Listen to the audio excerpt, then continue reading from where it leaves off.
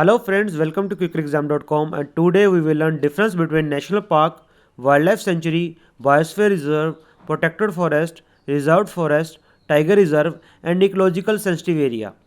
So let's see.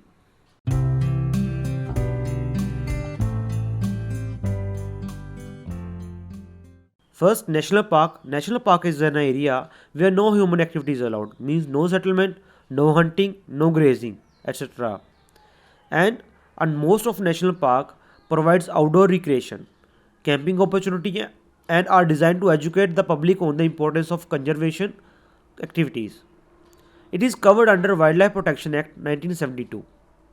Next, wildlife sanctuary. It is an area where people are not allowed to live, but tourism is permitted, and some activities like grazing, firewood collection is permitted. A sanctuary can be upgraded to national park, and a national park can be degraded to wildlife sanctuary. It is covered under Wildlife Protection Act 1972. Biosphere Reserve. It consists of three areas: core area, buffer area and transition area.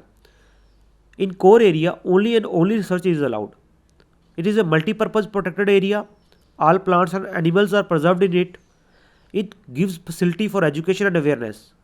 People are allowed to live on private land and carry on their traditional activities. It may have one or more national park or wildlife sanctuaries.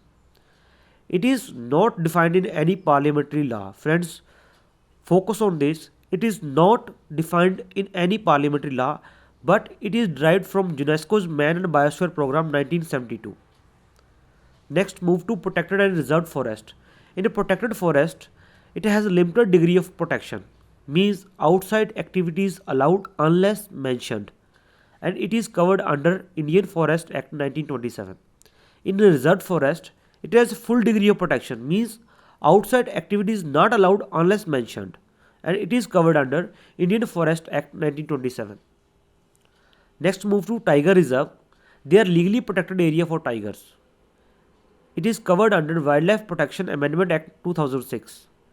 These are also notified by state governments, but on the recommendation of a central authority which is called the National Tiger Conservation Authority. Ecological sensitive area. Ecological sensitive areas are areas under human use, sometimes quite intensive human use such as generation of thermal power. ESA are to be viewed as the area where human activities will continue, but prudently regulated under the Environment Protection Act 1986. Friends, ecological sensitive area is nothing. It is an area where humans are settled, but it is only ensured that development in this area is environment friendly. Thanks for watching. Hope this video is useful to you. Subscribe our channel for more videos.